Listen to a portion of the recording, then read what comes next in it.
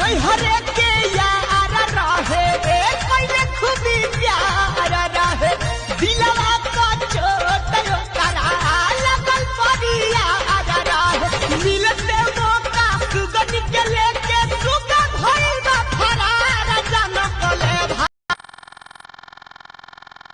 तुम आज गाओ और आज मुद्दत के बाद ये पगली दिल खोल कर नाचेगी।